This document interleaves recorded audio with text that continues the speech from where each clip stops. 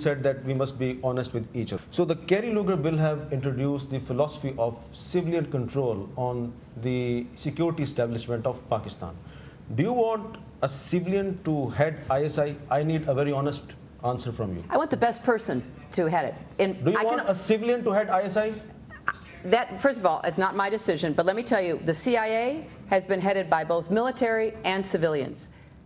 It should be the person, not the position. And so if there is a military person who is the best person, that's who it should be. If there's a civilian who's the best person, that's who it should be. Last question, Asim.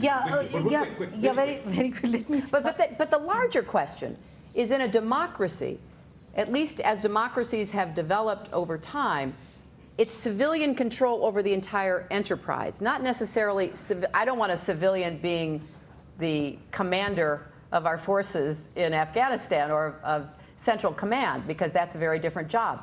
Intelligence is different in our country. But whoever holds those positions, the principle of civilian control, I think, is important for democracy. That is part of our constitution as well. Okay, just one last question. You talked about setting up a trilateral commission, India, Pakistan, Afghanistan, and the United States. But Secretary of State, as a result of that, we haven't seen the substantive moves that we needed to see from Afghanistan and the US side of, of the Afghan border, because your forces are there and the Afghans are there, and still what we have are just 98 or 95 border posts on the Afghan side, while Pakistan has close to 1,000. So please explain why this kind of... Yes, quick. This must be the last question. Well, first of all, as you know, the challenge of Afghanistan governmentally is far different than Pakistan. Pakistan has many more resources, assets, expertise in its government, in its military. It is our hope that we will be able to work with Afghanistan to build a professional military, something which they have not had. And so we're looking to Pakistan to provide assistance, as well as our NATO allies. So I don't think it's a fair comparison. The reason Pakistan has done so well in putting forces along the border is because you have a very professional, highly expert military. That doesn't exist on the other side. But it's actually, when do you intend to finally have an Afghan strategy? Time is over. When do you intend to have the final version of your Afghan strategy?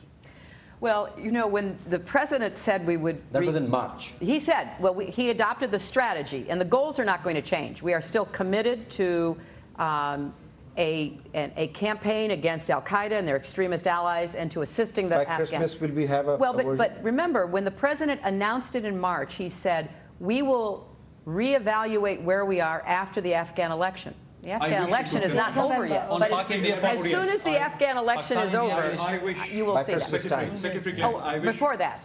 Well, I hope the election's over before that. I wish we could have continued. It's a pressure on your time.